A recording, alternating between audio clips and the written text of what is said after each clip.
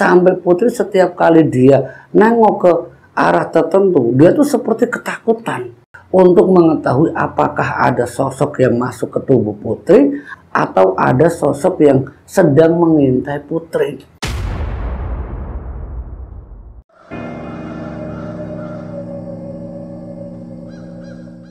Bismillahirrahmanirrahim. Assalamualaikum warahmatullahi wabarakatuh. Alhamdulillah wa syukurillah wa ni'matillah la khawla wa la quwwata illa billah, amma ba'd.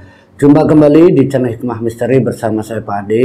Di kesempatan kali ini saya akan mencoba menceritakan satu kisah yang datang itu dari salah satu keluarga narasumber yang menceritakan bagaimana anaknya yang masih berusia 10 tahun dia dijadikan target tumbal pesugihan. Semua itu terjadi dikarenakan kedekatan dari pelaku pesugihan kepada calon korban yang menginginkan anak itu sebagai syarat pesugihannya. Dan apa yang terjadi pada pelaku ataupun korban? Tidak usah lama-lama, kita langsung masuk ke hikmah misteri. Tapi sebelum lebih lanjut saya melanjutkan cerita ini, apabila ada nama, tokoh ataupun tempat, semuanya sudah saya samarkan. Dan apabila ada kesamaan, semuanya tidak ada unsur kesengajaan. Sebut saja narasumber ini adalah Pak Usman. Dia menceritakan tentang keponakannya yang masih berusia 10 tahun, sebut saja namanya Putri.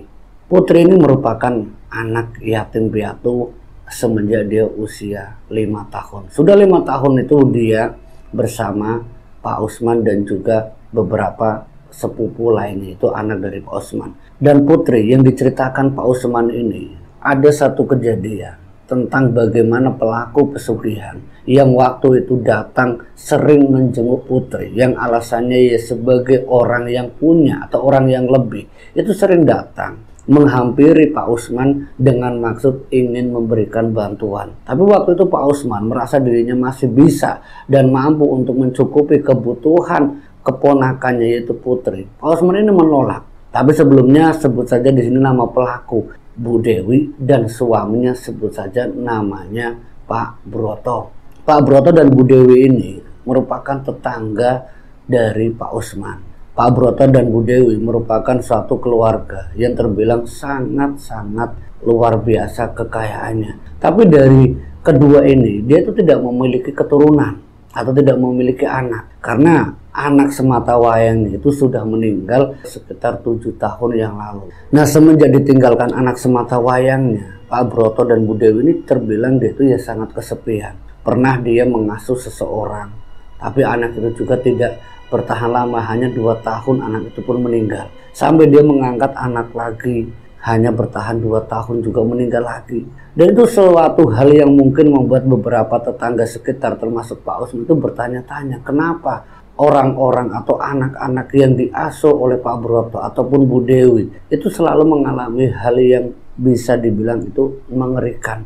Karena mereka atau almarhum anak-anak yang pernah diangkat menjadi anaknya Bu Dewi itu selalu mengalami hal naas, yaitu meninggal dunia. Tapi dari awal, sewaktu anaknya Bu Dewi itu meninggal dunia, terus diikuti oleh 2 tahun kemudian anak angkat yang pertama, dilanjutkan 2 tahun berselang anak angkat yang kedua, dan saat anak angkat ketiga yaitu dia, Pak Broto bersama Bu Dewi, sering datang ke rumahnya Pak Usman. Ini ingin mengajak Putri untuk diasuh oleh Bu Dewi. Nah, waktu itu Pak Usman yang masih terbilang dia masih sangat kuat lah dalam usahanya, dia selalu menolak apa yang diinginkan oleh Pak Broto ataupun Bu Dewi.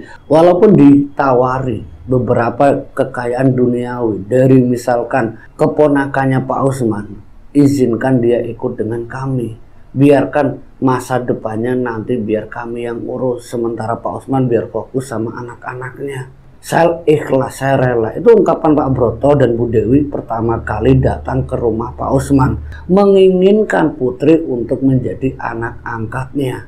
Ya alasannya ya untuk menjadikan Putri ini sebagai generasi penerusnya Bu Dewi ataupun Pak Broto. Tapi hal seperti itu tidak mudah bagi Pak Broto ataupun Bu Dewi ini untuk mendapatkan putri. Mereka butuh waktu sampai hampir 3 tahun lamanya, sampai usianya putri itu 13 tahun. Semenjak dia mau beranjak ke SMP, nah ini masalah itu mulai muncul. Itu ketika Pak Usman dengan anak-anaknya yang juga sekolah dengan biaya yang tidak sedikit, anaknya Pak Usman juga ada yang kuliah. Ini memaksakan Pak Usman ini harus memilih salah satunya untuk menunda untuk belajar. Apakah anak pertamanya untuk tidak kuliah, atau anak keduanya untuk ke jenjang SMA, atau anak ketiganya untuk ke jenjang SMP. Ini faktor yang membuat Pak Usman akhirnya ya minta bantuan sama Pak Broto. Minta bantuannya dalam tanda kutip untuk masa depan putri, karena putri ini beranjak ke SMP. Nah disitulah awal mula Pak Broto ini ya tidak mengambil atau membawa putri itu sebagai anak angkatnya, tapi secara tidak langsung biaya kebutuhan putri itu dilimpahkan ke Bu Dewi ataupun Pak Broto. Semenjak usianya putri beranjak ke SMP ini, seluruh biaya itu diurus oleh Pak Broto ataupun Bu Dewi. Ini beberapa bulan, beberapa tahun memang tidak ada masalah, tidak ada kendala, sampai putri itu di kelas 2, usianya sudah hampir 15 tahun. Saat itulah mulai hal yang tidak wajar itu dialami oleh putri.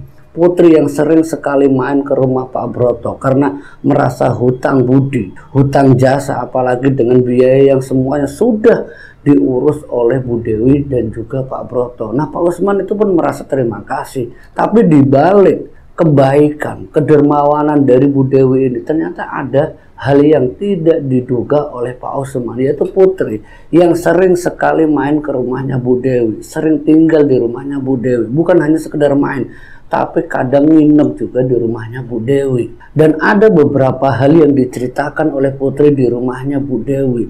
Putri ini sering mendengar teriakan anak-anak kecil, sering mendengar tangisan anak-anak kecil. Itu di rumahnya Bu Dewi. Nah waktu itu putri yang belum tahu hal-hal gaib, belum tahu hal-hal mistis, suara itu yang sering muncul di tengah malam, di saat dia tidur sendirian, tidak ditemani Bu Dewi ataupun Pak Broto. Hal itu mengundang ketakutan putri. Jelas saja putri sebagai anak perempuan tinggal di rumah Pak Broto dengan kemegahannya, dengan kamar yang begitu luas, dengan banyaknya kamar yang kosong, ini semakin membuat putri itu merasa ngeri. Dan suara tangisan anak-anak ini itu tidak sekali atau 2 kali putri itu mendengar. Pernah sesekali putri melihat seperti bayangan anak angkat dari Pak Broto yang waktu itu juga mungkin waktu meninggal itu usianya setara dengan putri. Itu seperti melintas di depan kamar putri. Nah itu yang membuat putri sampai hanya dia cerita ke Pak Usman. Dan Pak Usman mendengar ceritanya dari putri. Pak Usman ini mencoba menanyakan kembali ke putri, apa benar yang kamu ceritakan ke Pade tentang suara tangisan, tentang bayangan anak-anak? Iya Pade, benar Pade. Itu bukan sekali atau 2 kali, tapi sering sekali. Dan bukan itu saja Pade.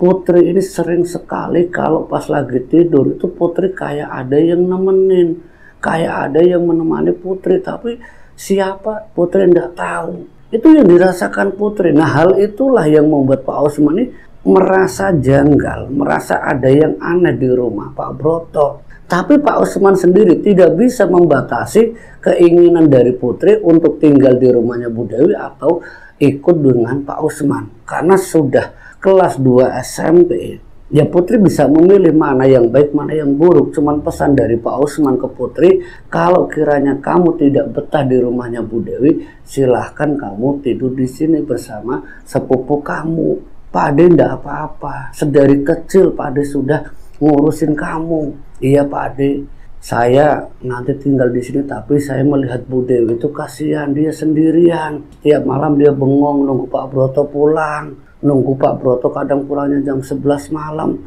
Hal itulah yang membuat putri ini sering sekali main menemani Bu Dewi, kadang sampai jam 10 malam, jam 11 malam menunggu Pak Broto pulang. sampai pada usianya dia menjelang ke kelas 3. Ini beberapa kejadian, sering sekali hal-hal yang tidak masuk akal di rumahnya Bu Dewi, hanya semuanya mencoba digali oleh Pak Usman. Dari ceritanya Putri ini ada beberapa tentang anak-anak yang tadi menangis, itu yang pertama. Yang kedua, dari anak angkatnya Pak Broto dan Bu Dewi, yang keduanya sudah meninggal. Itu sering memperlihatkan di rumah Pak Broto dengan keadaan yang sangat mengerikan, sampai Putri itu ketakutannya minta ampun, sampai dia itu sampai jatuh sakit. Karena sebagai seorang perempuan, ketika melihat hal-hal yang tidak masuk akal, apalagi dengan wajah yang berlumur darah, dilihat Putri secara langsung, di situ Putri pernah jatuh pingsan sampai Bu Dewi membangunkan, menyadarkan, dan di situ awal mula Putri tidak nyaman dan tidak lagi tinggal di rumah Bu Dewi. Tapi semenjak tidak tinggal di rumah Bu Dewi, semenjak kejadian itu juga, Putri ini jatuh sakit. Sakitnya ya menurut Pak Usman, mungkin pada awalnya bersama Bu Dewi yang diantar ke rumahnya Pak Usman, dia semalam melihat sosok dari anak angkatnya Bu Dewi yang sudah meninggal. Tapi itu semua ditepis oleh Bu Dewi. Mungkin karena si Putri ini ke bawah halusinasi, atau mungkin juga karena pikirannya lagi kosong dan melamun, sehingga dia bilangnya ada anak saya yang sudah meninggal. Itu kata Bu Dewi ke Pak Usman. Tapi hal itu tidak membuat Pak Usman begitu saja percaya dengan Bu Dewi. Melihat kondisi Putri yang setelah dia jatuh pingsan malam harinya terus esoknya dia sakit, ya mungkin pada awalnya sakit yang dirasakan oleh Putri, dia itu yang merasa dirinya itu seperti terganggu secara mental. Karena ya mungkin begitu kagetnya seumur-umur baru melihat sosok tersebut, ini yang membuat pikiran atau mungkin juga imajinasinya Putri itu selalu kebayang-kebayang sosok tersebut, sampai Putri setiap kali dia nengok ke arah tertentu, dia tuh seperti ketakutan, ya kayak orang kerasukan, kayak orang itu benar-benar trauma. Itu benar-benar dialami oleh Putri, dan Pak Usman mencoba menanyakan, kenapa kamu Putri, kenapa kamu ketakutan? Pak Ade, Putri takut Pak Ade, ada muka yang penuh darah Pak Ade. Itu dikatakan sama Putri dalam keadaan Putri yang masih fisiknya terbilang sangat lemas. Bisa dibilang dia juga seperti kayak demam. Ini panas dinginnya Putri, demamnya Putri itu ya mungkin karena dia itu benar-benar kaget, sampai dia itu fisiknya tidak kuat, mentalnya tidak kuat, dia pingsan sampai jatuh sakit. Itu hari pertama, sampai akhirnya Pak Usman ini membawa Putri ke salah satu klinik terdekat. Nah, dari klinik terdekat ini dia sempat dikasih vitamin, dikasih obat, dan disuruh untuk pulang. Ya karena sakitnya ini tidak terlalu parah, cuman hanya panas biasa. Sampai sore hari itu panasnya tidak reda, dan juga ketakutannya semakin menjadi-jadi, apalagi pas waktu hampir maghrib. Ini yang membuat Pak Usman itu benar-benar sangat ketakutan dengan keadaan keponakannya, yaitu Putri. Kamu kenapa, Nduk? Kamu kenapa, Putri? Kamu kenapa? Pak Ade, Putri takut, jangan tinggalin Putri. Pak Ade, jangan tinggalin Putri. Kamu kenapa? Yang dikatakan Putri, jangan tinggalin Putri sendirian. Pokoknya Putri itu maunya ditemani sampai kakak-kakak sepupunya, yaitu anaknya Pak Usman. Itu ada yang menemani di kanan, di kiri, itu semuanya menemani Putri, menjaga Putri. Ya karena Putri itu setiap kali dia membuka mata, dia seperti ketakutan. Jadi yang dilakukan Putri pas waktu maghrib itu, ya pokoknya pas dengar azan, sebelum azan dan sesudahnya, setiap kali Putri membuka mata, dia langsung teriak, histeris teriak, sampai dia tuh ya benar-benar tidak mau membuka mata. Dan ketika melihat Putri yang tidak mau membuka mata dengan perasaan yang bingung, Pak Usman harus berbuat apa? Dia lakukan sholat maghrib terlebih dahulu. Nah, singkat cerita, pergi ke salah satu sesepuh sekitar, seorang haji yang tahu ilmu kebatinan. Nah, lewat Pak Haji ini diminta sama Pak Usman untuk mencoba mengetahui masalah yang dialami Putri. Nah, Putri ini setelah didatangkan Pak Haji, Putri sempat diajak komunikasi sama Pak Haji. Kamu kenapa, Nduk? Kamu kenapa? Ada apa? Pak Haji takut, Pak Haji. Jadi perasaan takut itu masih ada saja. Tapi yang diceritakan Pak Haji ketika takut yang dikatakan Putri ini, di sekitar rumah Pak Usman itu sama sekali tidak ada sosok gaib.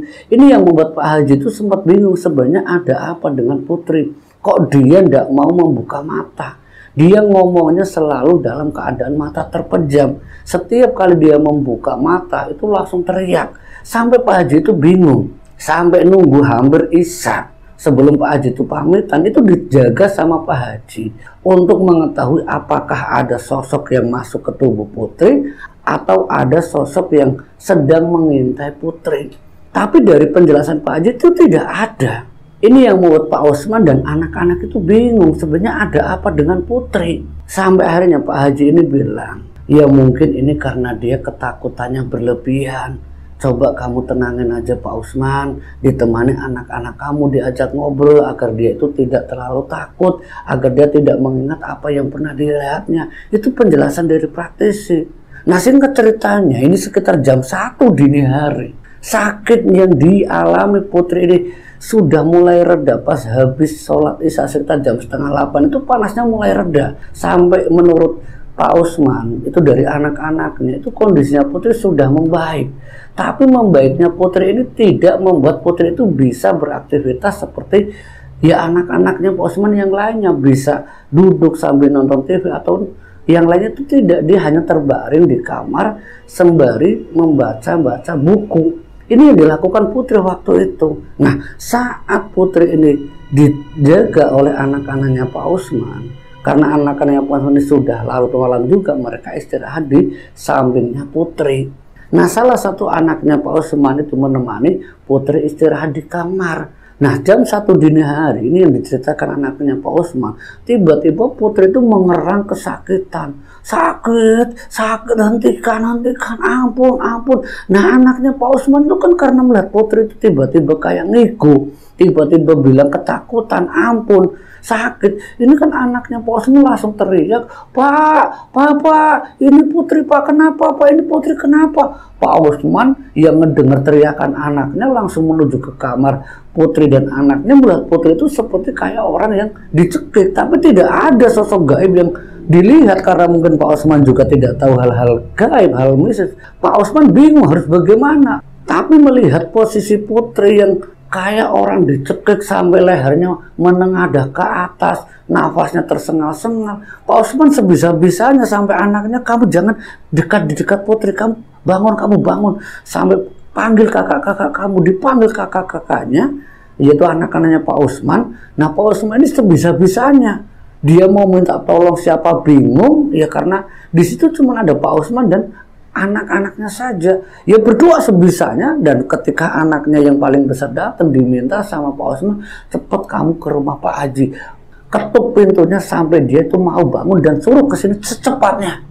Nah, anaknya Pak Usman bergegas sampai anaknya itu katanya itu teriak-teriak di rumahnya Pak Haji, tolong putri, Pak Haji tolong putri. Itu digedor-gedor sekitar jam 1 lebih, itu sampai singkat cerita jam 1:15, belum setengah 2. Kondisi Pak Haji yang ya seadanya cuma pakai kaos, pakai sarung biasa, melihat putri itu langsung meminta Pak Usman, jangan dekat Pak Usman, ini ada sosok gaib yang sedang mencekik putri.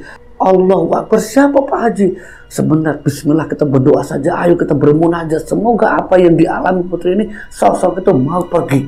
Nah, setelah Pak Kiai ini mencoba untuk menenangkan kondisi putri yang saat itu sedang diincar, bahkan bukan hanya diincar tapi sedang dicekik, ya syukur alhamdulillahnya Pak Haji ini bisa mengusir sosok tersebut. Nah, putri yang sudah tersadar, dia nafasnya kembali lega.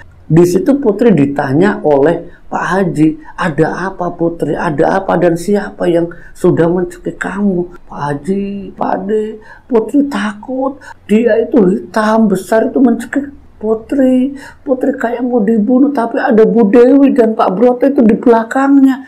Dari penjelasan putri, sosok itu seperti ada kaitannya dengan Bu Dewi dan juga Pak Broto, karena di balik sosok yang sedang mencekik putri itu ada Dewi dan juga Broto yang sedang melihat bagaimana sakit yang dialami putri. Mereka itu seperti tertawa. Nah, mendengar penjelasan dari putri, Pak Usman menduga apakah ada kaitannya kedekatan putri ini dengan Bu Dewi. Nah, Pak Haji ternyata sudah tahu siapa Pak Broto dan Bu Dewi. Dijelaskan sama Pak Usman, Pak Broto dan Bu Dewi, ini apa kamu kurang paham? Dia itu orang yang sudah bersekutu dengan iblis, dan bukan hanya Putri saja yang mengalami kejadian seperti ini. Saya ini sudah pernah menangani beberapa orang-orang, yaitu tetangga kita sendiri. Ini kasusnya hampir sama dengan Putri, tapi ya syukur alhamdulillah mereka masih bisa ditolong. Tapi ada satu tetangga kita, mungkin sekitar 3 tahun yang lalu, kalau Pak Usman ingat, anak kecil yang seusia dari anaknya Pak Broto yang sudah meninggal itu dulu sangat dekat. Nah, dia itu juga tidak sempat tertolong karena satu hal, ternyata kedekatan Pak Broto ataupun Bu Dewi dengan orang tuanya yang membuat anak itu meninggal. Nah, ini yang saya ingin jelaskan ke Pak Usman. Jangan-jangan karena Putri dari kelas 1 SMP sampai dia mau beranjak ke kelas 3 SMP, apalagi Putri ini sering sekali main ke rumah Bu Dewi, kemungkinan besar apa yang diinginkan keluarga Dewi ataupun Broto ingin membuat Putri itu sebagai syarat pesugihannya. Astagfirullahaladzim. Beneran Pak Haji seperti itu? Kata Pak Usman. Ya, saya tidak mengarah ke situ, tapi dari perilakunya dan juga kedekatan Putri dengan Dewi itu bisa menjadi perantara yang memudahkan iblis atau sosok yang merupakan sesembahan dari si pelaku pesugihan itu mudah untuk masuk dan membuat orang yang dekat itu bisa diincar. Nah, salah satunya ini Putri. Yang saya khawatirkan dari penjelasan Putri itu ada Bu Dewi ataupun Pak Broto yang tertawa ketika melihat Putri itu sedang disiksa, sedang dicekik. Tapi yang paling penting Pak Usman, saya berharap mulai saat ini jangan pernah sekali-kali apapun yang diberikan dari Bu Dewi ataupun Pak Broto jangan pernah diterima. Itu pesan saya. Dan penjelasan Pak Haji ini akhirnya didengar oleh Pak Usman, termasuk anggota keluarganya, itu anak-anaknya, termasuk Putri juga. Nah, mendengar penjelasan Pak Haji ini, Pak Haji hanya pamitan. Nah, keesokan harinya Bu Dewi dan Pak Broto itu datang menjenguk Putri sembari membawa jajanan seperti buah-buahan, termasuk uang untuk berobatnya Putri. Nah, Pak Usman yang karena tidak mau Bu Dewi atau Pak Broto tersinggung, uang itu diterima, buah-buahan itu diterima.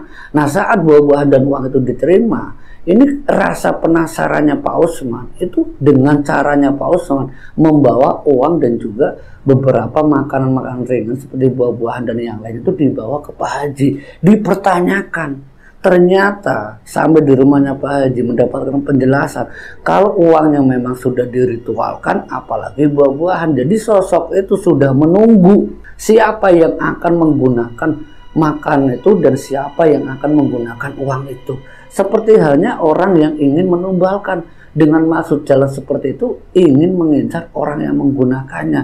Nah, mendengar penjelasan dari Pak Haji, uang itu akhirnya ditaruh di kotak amal di masjid dan buah-buahan itu dibuang begitu saja sama Pak Usman, karena ya siapapun tidak mau menjadi korban daripada apa yang diinginkan dari si pelaku pesugihan. Tapi dibalik kejadian yang dialami Putri semenjak Bu Dewi ini gagal menumbalkan Putri, satu hal yang mungkin membuat Pak Broto ataupun Bu Dewi, mungkin yang dijelaskan Pak Usman itu bukan seperti meninggal atau seperti halnya orang yang mengalami sakit, tapi tidak di situ. Yang dialami oleh Pak Broto ataupun Bu Dewi dengan maksud mengincar Putri yang seorang anak yatim piatu, itu dampaknya itu benar-benar luar biasa. Selama beberapa bulan semenjak kejadian gagalnya Putri itu ditumbalkan atau diincar oleh Bu Dewi dan juga Pak Broto, selama 10 tahun hidup bertetanggaan dengan Pak Broto dan Bu Dewi, kehancurannya itu benar-benar terasa. Sampai pada akhirnya yaitu Pak Broto dan Bu Dewi itu mereka berdua sakit-sakitan, itu sampai tidak ada yang mau ngurus. Ini yang ngerinya Pak Broto sama Bu Dewi yang diceritakan oleh Pak Usman, ketika kedua orang ini yang tidak mempunyai anak dan keluarganya yang juga sudah mengetahui bahwa di balik penyakit yang dialami Broto ataupun Bu Dewi karena ulahnya sendiri, ya seperti karma, dan dibiarkan oleh orang-orang walaupun banyaknya harta seperti orang yang tidak punya harga diri. Ini yang dialami Broto sama Bu Dewi, dan singkat ceritanya keduanya meninggal dalam keadaan yang sudah tidak punya apa-apa. Karena semuanya itu dijual untuk membiayai orang-orang yang mau merawat Pak Broto dan Bu Dewi. Itu cerita dari Pak Osman. Semoga dari kisah Pak Osman ini kita bisa ambil hikmah dan pelajarannya. Saya Pak Ade, terima kasih untuk dukungan dan support kalian semuanya. Akhir kata, wassalamualaikum warahmatullahi wabarakatuh.